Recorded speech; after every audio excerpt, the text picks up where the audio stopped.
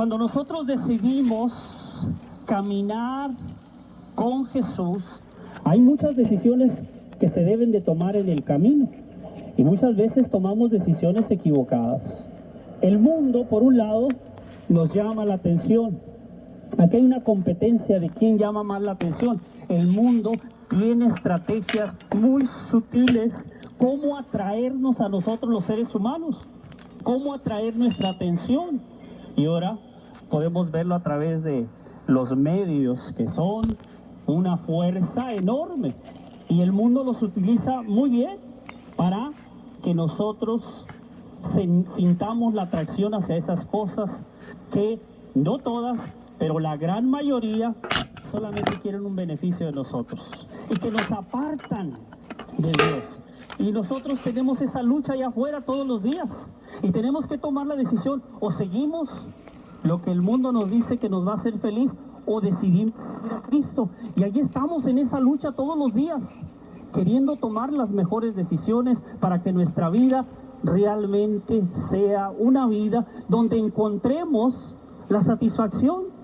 Porque les voy a decir, queridos amigos, hoy hay mucha gente muy amargada, hoy hay mucha gente que no es feliz, hoy hay jóvenes que se sienten solos, se sienten vacíos, no son felices, hay matrimonios que no son felices. El soltero dice: cuando me case voy a ser feliz, a cuando encuentre la pareja que Dios me dé. Y los casados dicen: si fuera libre. Y el joven que tiene 15 años, cuando tenga 21 años. Y ahí estamos. Y siempre estamos buscando tener cosas que no tenemos. Y vivimos pensando en lo que deberíamos de tener y dejamos pasar el tiempo. Y vivimos amargados, no disfrutamos lo que hoy Dios nos da. El esbelto quiere estar un poco más anchito, el anchito quiere estar más delgado. Todos andamos buscando esa figura perfecta. La realidad es de que la mayoría de personas no son felices. ¿Cómo poder realmente experimentar esta vida de la cual nos habla Jesús cuando dice: vengan a mí todos los que se encuentran cansados? ¿Cansados de qué? De intentar tantas cosas que no dan resultado. Usted prende la televisión y le dicen: mire, si usted usa esta crema se va a quitar 20 años de encima. Y pues la gente, con el deseo de quitarse los 20 años, va y gasta. Yo le digo a mi mamá que seguido mira cositas ahí, que hay que una planchita las compre, a las 2 semanas ya no sirve. Pero estamos con ese deseo de ver cómo podemos cambiar nuestra situación. Yo creo que Jesús nos llama a que vivamos una vida en plenitud. Él dijo: yo vine para que ustedes tengan vida y la vida la tengan en abundancia.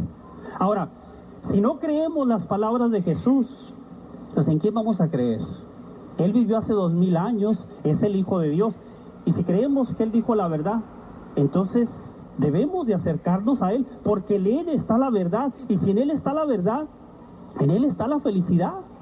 Si no creemos en Él, entonces sigamos intentando por otros lados a ver si la droga, el alcoholismo, el sexo ilícito, los hombres, las mujeres van a llenar ese vacío.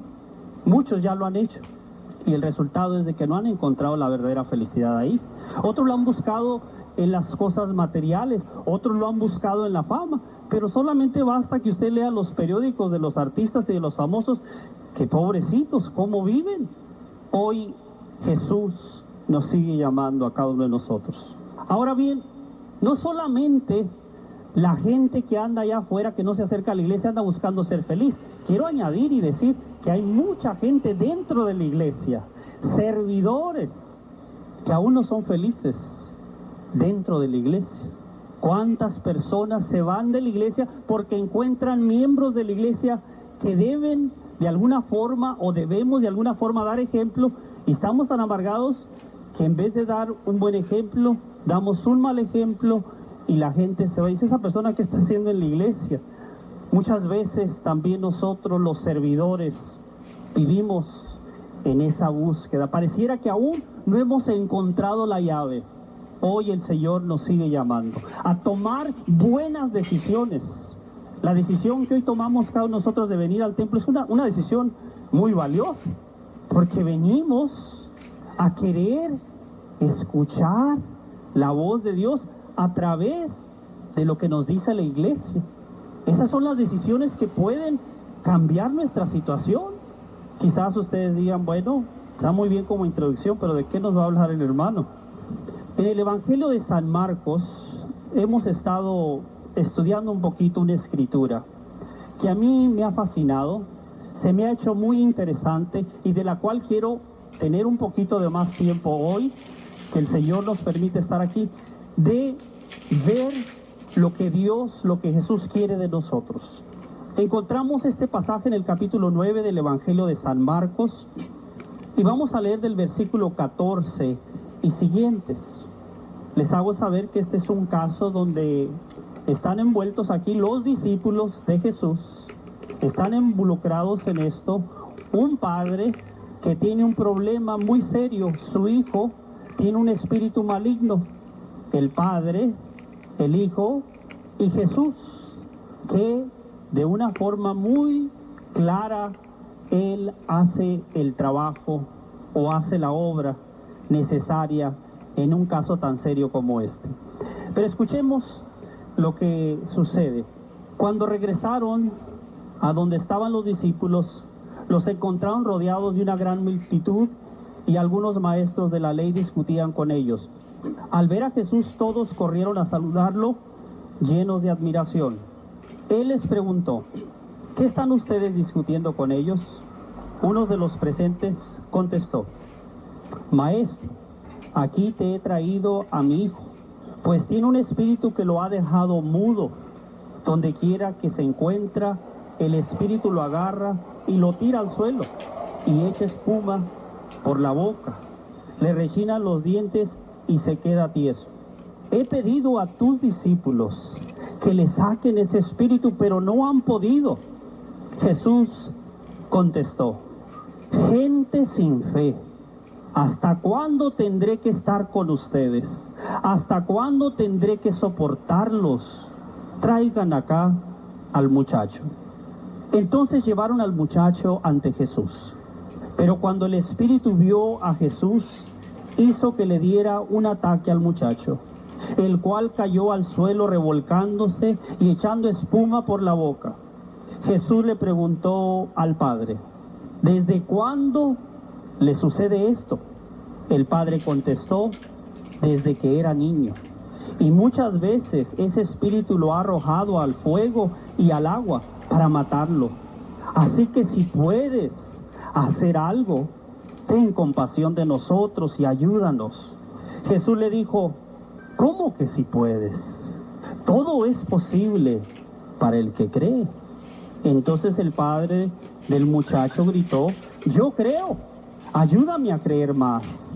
Al ver Jesús que se estaba reuniendo mucha gente, reprendió al espíritu impuro diciendo, espíritu mudo y sordo, yo te ordeno que salgas de este muchacho y que no vuelvas a entrar en él. El espíritu gritó e hizo que le diera otro ataque al muchacho. Luego salió de él, dejándolo como muerto.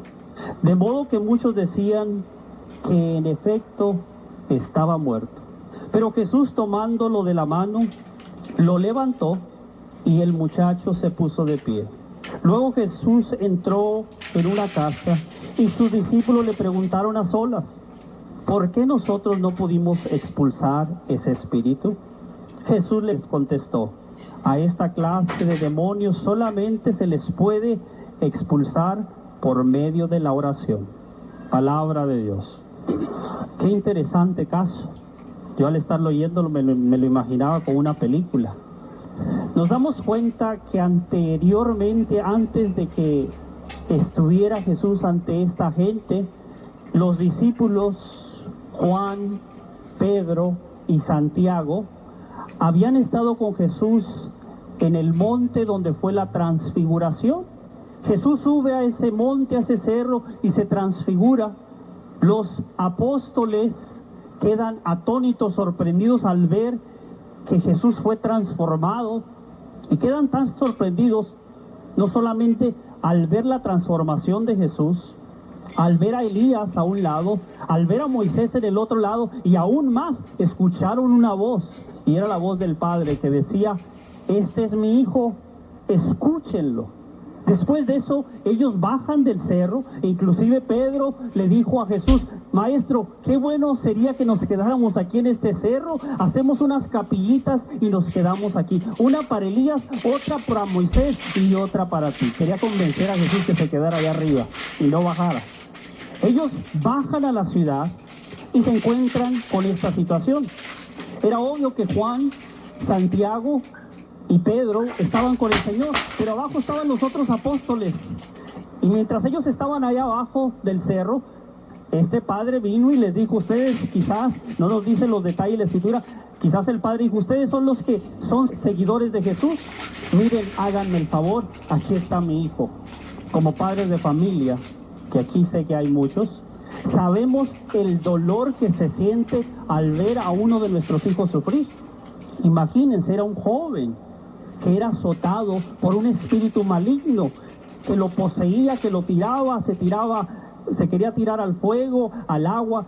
Y dice el padre, cuando le explica a Jesús que el espíritu lo quería matar, este joven estaba poseído de este mal espíritu, quería destruir su vida.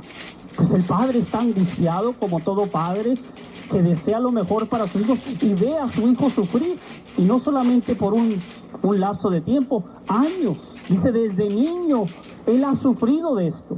Vemos que este padre llega con los discípulos de Jesús y les dice que le hagan el favor. Y los discípulos, ¿qué hacen?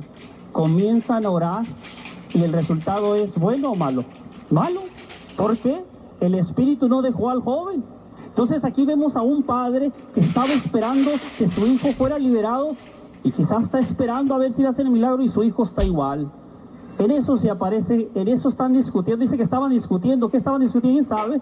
Quizás el padre estaba enojado diciendo: pues no, que ustedes tienen poder de Dios. ¿Y qué sería lo que él estuviera diciendo? Ahí la escritura no nos da los detalles. El hecho es de que el resultado era negativo. Se aparece Jesús y les dice: ¿de qué están discutiendo? Él sabía, él lo sabe todo. ¿De qué están discutiendo? ¿Y qué estaban discutiendo? Pues de lo que había sucedido. El padre inmediatamente se dirige a Jesús y le dice la condición de su hijo. Cuando el padre no solamente le da la condición de su hijo, le dice que le ha pedido a sus, ¿qué? Les ha pedido a sus discípulos, ¿qué? Que le ayuden para que ese espíritu deje a su hijo, ¿verdad? Pero tus discípulos no han, o sea, ya los puso en mal, diríamos, ahí en Tijuana les puso el dedo, ¿no? Ya los apuntó, dijo: estos no pudieron hacer. Imagino los discípulos así todos medio asustados, volteándose a ver Judas y los demás. Oye, pues tú fuiste, yo pedí, lloré y no pasó nada. Y Jesús reprende a los discípulos con unas palabras que son un poco fuertes. Ustedes podrán imaginarse cuando él dijo: gente sin fe. ¿Gente sin qué? ¿A quién le dijo? ¿A la gente de afuera o a sus discípulos? ¿Cuántos de nosotros somos discípulos de Jesús? Aquí no nadie va a levantar la mano. ¿A quién le dijo gente sin fe? ¿Y qué más les dijo? ¿Hasta cuándo tendré que estar con ustedes? ¿Cuántas veces, a ver, como padres de familia, sus hijos les han de alguna forma llegado hasta aquí, como se dice, y la paciencia se ha agotado, les ha dicho hasta... ¿No les ha pasado eso, mamás? ¿Papás? Bueno, no nomás con los hijos, con el esposo y con la esposa. Jesús dice: ¿hasta cuándo tendré que estar con usted? ¿A quién se lo dijo? ¿A los que estaban de observadores o a sus discípulos? Nosotros, los que decimos creer en Jesús, debemos de escuchar esto atentamente. Él no se estaba refiriendo a los que no creían en él, a los que ya habían creído en él. Gente sin fe. Yo creo que los discípulos no hallaban dónde meterse. Y no nomás les dijo eso, les dijo: ¿hasta cuándo tendré que estar con ustedes? Y no solamente termina ahí: ¿hasta cuándo tendré que soportarlos? Oh my God, that was hard. ¿Hasta cuándo tendré que? Jesus was bad. Jesús estaba disgustado, ¿no? ¿Hasta cuándo? ¿Nadie le ha dicho a usted alguna vez así? No levante la mano. ¿Hasta cuándo te tengo que soportar? Esas son las palabras de Jesús. Jesús se disgustaba. Muchas veces queremos ver un Jesús así, calladito, pero Jesús se ponía fuerte y duro. Y esto es para la gente que muchas veces decimos, ay, yo no quiero ir a la iglesia porque ahí nomás van a regañarlo. Imagínense que viene a escuchar eso de Jesús, sale volando. El que quiere escuchar la verdad tiene que aceptar el paquete, amén. Y Jesús reprende a sus discípulos. Aquí vemos en este grupo de creyentes que les faltaba algo más. Y después al final de la escritura dice que después de que pasó todo y Jesús realizó la obra en el joven, dice que después entraron a una casa y que dice que los discípulos a solas le preguntaron, danos la respuesta, ¿qué hicimos mal? O sea, los discípulos, pero qué interesante, dice que los discípulos le dijeron a solas, les daba pena. O sea, maestro, imagino que la casa estaba llena de gente, pero a un lado, maestro, ¿qué pasó? ¿Por qué nosotros no pudimos ayudar a este joven? Y Jesús les dice que hay espíritus malignos que solamente esto quiere decir que los apóstoles estaban bien impuestos a trabajar, a ayudar a la gente, pero les faltaba orar. Ahí tenemos la lección de los creyentes. ¿Por qué hay tanto creyente ya así, mire, ya caminan así? La gente dice, este no es el hermano de Santo Tomás, lo miro ahí, mira qué traerá.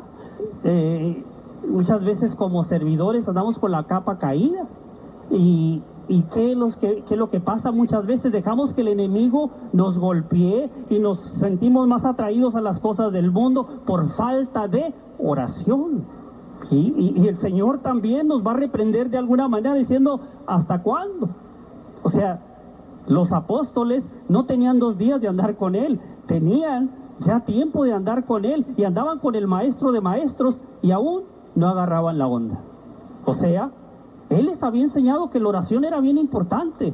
Queridos hermanos, dígame cuánto usted está orando y le diré cómo está la carga de sus pilas. Dígame cuánto usted emplea en hablar con Dios y será en la manera que usted enfrente las decisiones de todos los días. Si nosotros no hablamos con Dios y no tenemos esta comunión con Dios, es muy difícil, ¿sabe? Vencer las tentaciones allá afuera, saber decir no cuando algo te atrae, saber darte la vuelta cuando sabes que tienes que huir de algo que puede provocar en ti el deseo de pecar. ¿Cómo es que unas personas pueden sobrepasar estas pruebas y otros no? Siendo los 2 o los 3 o todos creyentes. Pues unos quizás están empleando un poco de más tiempo con Dios en la oración. No por el hecho de ser bautizado y por venir a misa el domingo y por traer mi Biblia, el diablo me va a respetar por eso. Nada de eso. Traes tu Biblia, vengas a la iglesia, el diablo te va a atacar.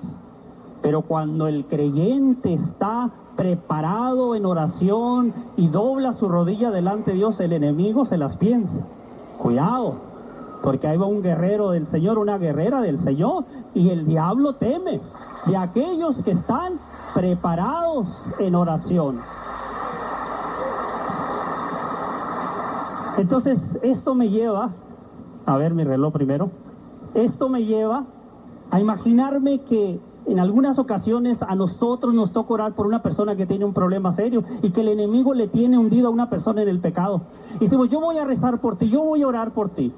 Y el enemigo dice, ahí viene alguien a orar por esta persona que la tengo atrapada en un pecado, en un vicio. Y si nos mira el enemigo, conoce más de lo que nos imaginamos, nos conoce más de lo que nos imaginamos. Y si mira, dice, no, ni siquiera ora, ni cosquillas me va a hacer. ¿Se da cuenta? Entonces, si los discípulos no pudieron hacer nada, pues imagínense cuando alguien va a orar por otra persona y la persona está muy fría en la oración, el enemigo dice, ahí me quedo seguro con este. Pero cuando le lleva a una persona a orar que está en comunión con Dios, que tiene esta relación con su Dios, que está preparado, el enemigo, ahí sí, dice, desvía la mirada, ojalá hice el otro que está ahí en la esquina que ore, pero que esa persona no ore. El enemigo conoce. Ahora bien, vemos pues la lección que entendemos de este pasaje, que debemos de entender que la fuerza del enemigo es poderosa, que no basta solamente con llamarnos cristianos y ya. Quiero decir algo más. Hay personas que piensan que Dios tiene, o sea, para que Dios nos escuche, para que Dios obre en nosotros, para que Dios nos utilice, es como tener una fórmula. Yo digo en el nombre de Jesús y algo va a suceder. No solamente está en las palabras, hermanos, está en la relación que tenemos con Dios, donde está la fuerza del creyente. Dice el apóstol Santiago que no solamente basta creer, que Satanás también cree y tiembla cuando escucha el nombre de Jesucristo. Pues hay muchas gentes que dicen, ¿usted cree en Dios? Sí, pero creer, eso no le molesta al enemigo. Cuando uno dice creer en Dios, esto significa vivir de acuerdo a la voluntad de Dios. Eso es lo que contiene el creer. Jesucristo le dijo al padre de este hijo, cree. Le dijo esas palabras. Para el que cree, todo es posible, pero no solamente es un acto, es un pensamiento, es decir, yo creo y ya. Hay personas que en el Antiguo Testamento encontramos que quisieron utilizar palabras para ver si en las palabras estaba el poder. Encontramos en Hechos de los Apóstoles un caso muy curioso, que unas personas que escucharon a Pablo expulsar demonios y vieron cómo Dios se manifestaba a través del apóstol Pablo, pensaron que ellos pudieran usar la misma fórmula. Hay creyentes que son muy supersticiosos, o sea, hay personas que dicen, si me persino 3 veces me voy a tener suerte en el día. O sea, pensamos que Dios es como una superstición y tenemos que tener cuidado en esto. Mire lo que sucede en este caso que nos presenta los Hechos de los Apóstoles. Por el tiempo voy rápido. En el capítulo 19 de Hechos de los Apóstoles, versículo 3 y siguientes, mire lo que sucedió ahí. Pero algunos de los judíos que andaban por las calles expulsando de la gente espíritus malignos quisieron usar para ello el nombre de Jesús. Así que decían a los espíritus, en el nombre de Jesús, a quien Pablo anuncia, les ordeno que salgan. Esto es lo que hacían los 7 hijos de un judío llamado Esceva, que era un jefe de los sacerdotes. Pero en cierta ocasión, el espíritu maligno les contestó, conozco a Jesús y sé quién es Pablo, pero ¿ustedes quiénes son? Al mismo tiempo el hombre que tenía el espíritu maligno se lanzó sobre ellos y con gran fuerza los dominó a todos, maltratándolos con toda violencia, que huyeron de la casa desnudos y heridos. Palabra de Dios. Amén. Gloria a Dios. Oh my God. ¿Se da cuenta lo que pasó ahí? Estos vieron, el apóstol Pablo, cuando él oraba, los demonios se sometían, pues tenía el poder de lo alto, como dice el canto que canta por ahí nuestro hermanito Raúl y él. No era la sombra ni era el pañuelo, era que tenían la fuerza del Nazareno, dice el canto, ¿no? Entonces cuando miraron a Pablo que hacía todas esas cosas y los espíritus que estaban poseídos de las personas se sometían en el nombre de Jesús, alguien dijo, aquí podemos hacer buen negocio. Mira nomás, la clave es decir en el nombre de Jesús. Y entonces quisieron hacer lo mismo con otras personas. Y estas personas dice que se vino contra ellos, el hombre estaba poseído, se fue contra ellos, los golpeó y se fueron desnudos y heridos. Imagínense cómo quedaron. Qué experiencia para aquellos que pensaron con ciertas palabras va a suceder. No, mi querido hermano, sucede cuando tú realmente no solamente crees, porque la palabra creer es decir, yo creo, pero creer es decir, yo quiero vivir todos los días de acuerdo a la voluntad de Dios. Yo quiero vivir en unión contigo, Señor, y ahí está el secreto, hermanos. Ahí es cuando el Señor dice, si crees, todo es posible. Pero no solamente la palabra creer, no solamente decir, yo creo, Señor. Es que cuando salgas de aquí, que cuando amanezca mañana, cuando vayamos a nuestro trabajo, tengamos en mente que tenemos una obligación de todos los días, pero que tenemos a un Dios al cual queremos agradar en todo lo que hacemos. Ahí está la fuerza del creyente. Y luego, ¿qué sucede? Ya Jesús, después de enojarse con los discípulos, entonces ya enfrenta al hombre que está necesitado. Y le dice, ¿cuánto tiene así tu hijo? Pues ya tiene, desde niño era así. Y le traen al joven, ¿y qué hace el espíritu que estaba poseído? Inmediatamente dice que como que le dio un ataque y cayó tieso. Cuando miró el espíritu y supo que era Jesús, inmediatamente los espíritus del enemigo, Satanás, acuérdese algo, no tiene poder sobre Jesucristo. Satanás no tiene más poder que Jesucristo. Escuche bien esto. Hoy hay mucha gente temerosa de que me embrujaron y que me hicieron esto, que ya tienen mi fotografía con alfileres y que le echaron algo a la casa y la gente vive con miedo. Mire, querido hermano, si usted cree que Satanás tiene más fuerza que Dios, pobre de usted. Usted se mueve en una cuerda floja. El enemigo le encanta que le tengamos tanto miedo, que pensemos que él tiene más fuerza que Dios. Pero cuando alguien reconoce que el poder de Jesús sobrepasa todo poder, Satanás tiembla. Cuando él sabe que un creyente sabe el poder que tiene Jesucristo y su sangre, Satanás tiembla. Mi pregunta es, ¿creemos y estamos seguros que Dios y Jesucristo tiene poder? Si estamos convencidos, no solamente tenemos que gritarlo, tenemos que creerlo aquí. Y cuando vengan esas dudas y esos ruiditos por allá, Satanás puede asustarle, pero jamás puede pasar más allá de lo que Dios le permita. Acuérdese una cosa, él no puede hacer más de lo que Dios le permita hacer.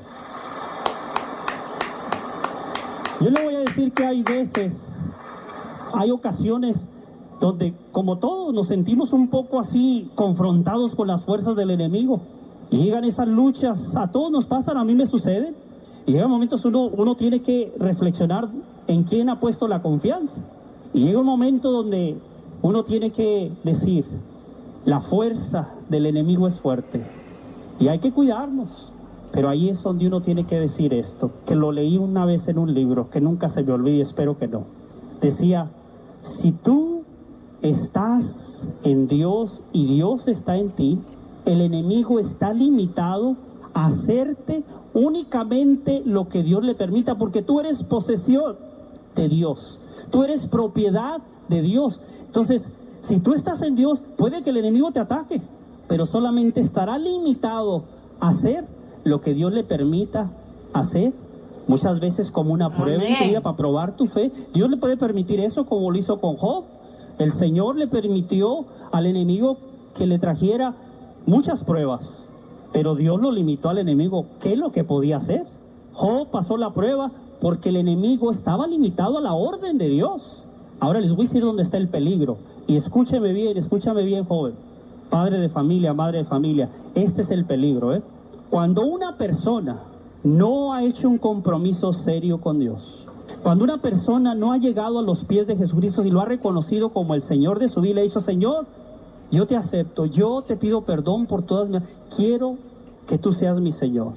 Cuando esa decisión no ha llegado, entonces corremos un grave peligro, porque Satanás te puede destruir. Dicen que Satanás ya no está allá en las cantinas, allá donde están todos en las drogas, en los prostíbulos. Dicen que Satanás ya no está ahí porque Satanás dice, estos ya no me preocupo, aquí están ya los tengo en la bolsa. Me preocupo por aquellos que se me están yendo por allá a Santo Tomás. ¿Qué están haciendo allá? Hoy es viernes, hoy es día de celebración, dice el enemigo.